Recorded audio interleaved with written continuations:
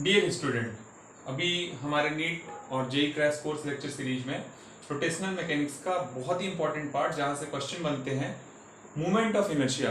कैसे याद रखें किसी सिस्टम का मोमेंट ऑफ इनर्शिया। जस्ट इसके पिछले वाली क्लास में मैंने आपको बताया कि कैसे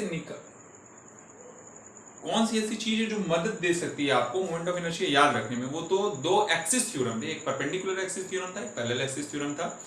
पैरेलल एक्सिस थ्योरम मदद करता है हमारा किसी एक्सिस का अगर नोन हो उसके पैरेलल अगर किसी एक्सिस के राउंड पूछा गया हो तब निकालने में। और परपेंडिकुलर एक्सिस थ्योरम क्या था कि अगर किसी एक्सिस के राउंड पता है तो उन दोनों के म्यूचुअली परपेंडिकुलर एक्सिस के राउंड हम मोमेंट ऑफ इनर्शिया निकाल सकते हैं। तो सबसे आसान होता है याद रखना मोमेंट ऑफ इनर्शिया रिंग का, तो इसलिए मैंने रिंग से शुरुआत करी है। मैं दिखाऊंगा कि जो रिंग का मोमेंट ऑफ इनर्शिया होता है वही स्फेरिकल सिलेंड्रिकल शेल का होता है। ठीक, तो अभी मैं आपको बता रहा कि रिंग का मोमेंट ऑफ इनर्शिया एक्सिस के राउंड mr² होता है। ये शायद मोस्ट ऑफ द बच्चों को याद होता है। अब देखिए, अगर ये आपको पता है फिर डायमीटर के राउंड पूछा है तो देखिए इसमें दो डायमीटर होंगे इस रिंग के लिए।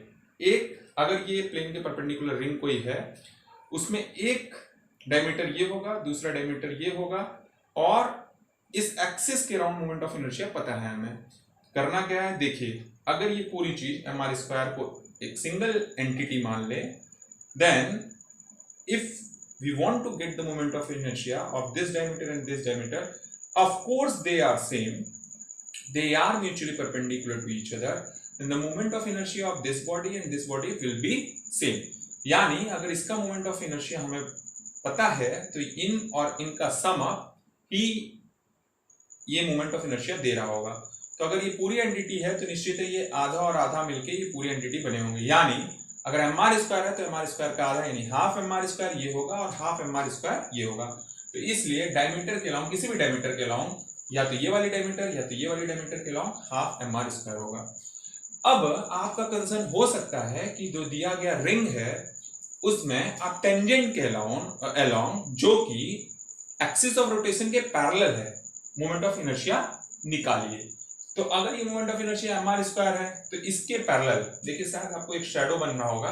एक मोमेंट ऑफ इनर्शिया इस रिंग के एक्सिस ऑफ रोटेशन के राउंड पता है, फिर दूसरा इसके राउंड पता करने को कह रहा है। तो दोनों एक दूसरे से पैरेलल है, एक दूसरे से दोनों पैरेलल है।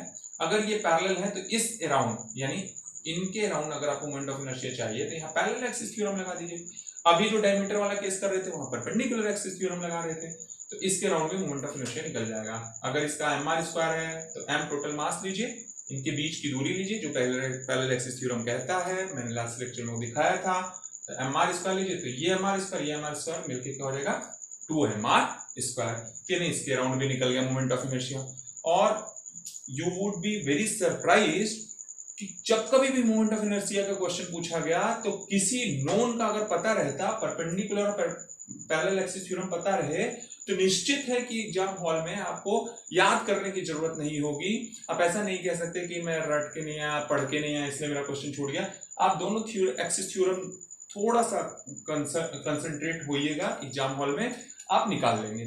अब एक और कंसर्न है, हो सकता है कि इस डायमीटर के बाद इस डायमीटर के टेंजेंट यानी जिस प्लेन में सर्कल, लेट्स ये सर्कल है, तो क्या पता आपको मोमेंट ऑफ इनर्शिया इसी डायमीटर के परपेंडिकुलर बट सेम प्लेन में, सर्कल के सेम प्लेन में, जैसे अगर ये है तो इसी सेम प्लेन में, सेम प्लेन मतलब हम इस बोर्ड के, व्हाइट बोर्ड के परपेंडिकुलर इस रिंग को रखे हैं और ये एक्सिस ऑफ रोटेशन इसी के लॉन्ग, बोर्ड के लॉन्ग माने हैं। तो जब ये ऐसे रखा होगा तो डायमीटर ये ऐसा डायमीटर बनेगा। इसका शेडो बनाना थोड़ा सा मुश्किल है, 3D फिगर समझिए। तो ये अगर है तो डायमीटर मैं कह रहा इसके लॉन्ग। तो अब देखिए डायमीटर का अगर पता है, ये पैरेलल एक्सिस थ्योरम लगेगा तो डायमीटर का क्या है हाफ mr²। ये आधी रोटी मान लीजिए तो mr², ये पूरी रोटी मान लीजिए, एक रोटी और आधी रोटी जुड़ेगी तो 1.5 रोटी होगी। यानी हाफ mr² अगर डायमीटर के लॉन्ग पता है, लेट्स से ये डायमीटर हो गया, तो ये वाला मोमेंट ऑफ इनर्शिया अगर पता करना है तो हाफ mr² इसका, mr² इसका, तो ओवरऑल 3/2 mr²।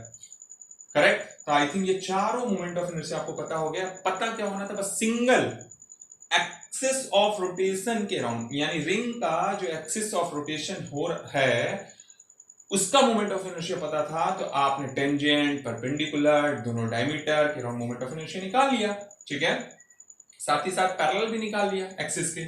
अब हम नेक्स्ट चलते हैं और मैं आपको बता दूं, सिलिंड्रिकल शेल जाके देखिएगा, आपको लगेगा सिलिंड्रिकल शेल में भी एक्सिस ऑफ रोटेशन के अराउंड ये है, उसके पैरेलल ये है, ठीक है।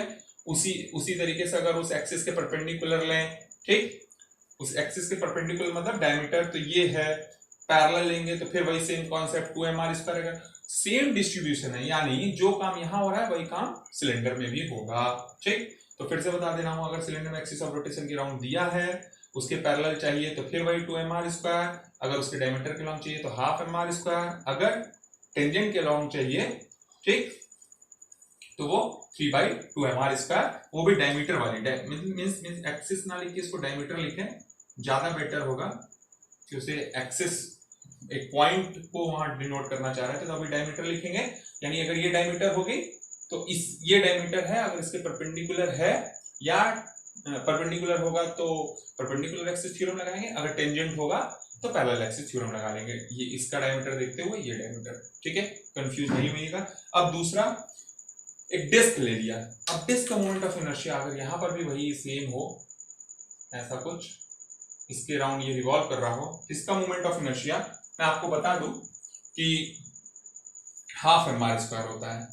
रिंग के केस से थोड़ा डिफर करता है, 1/2mr², यहाँ पर डायमीटर का होता है रिंग के केस में, याद रखिएगा, थोड़ा कंफ्यूजन हो जाता है कि ये एक्सिस के राउंड दिया है।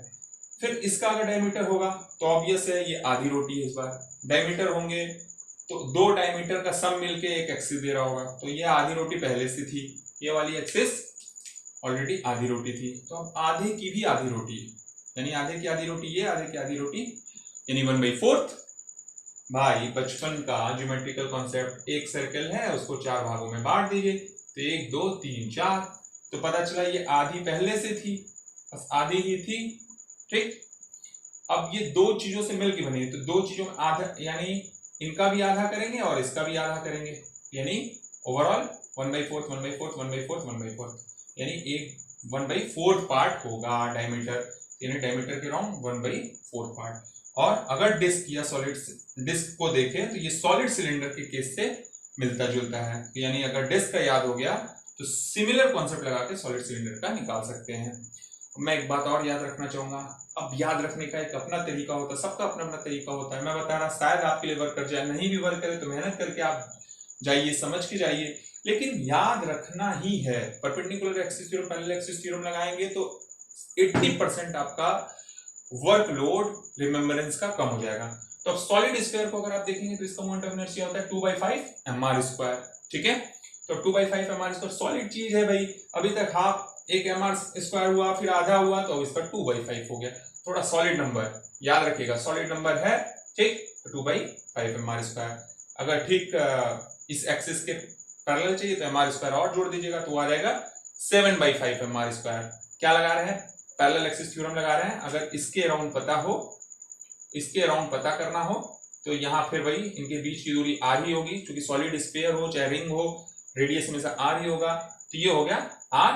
तो ओवरऑल क्या आ गया, 2/5mr² था, ठीक, mr² और जोड़ दीजिए पैरेलल एक्सिस के थ्योरम, तो ये हो गया 7/5mr²। तो कई बच्चों को लगता है ये रटना है, रटना नहीं है भाई, ठीक है।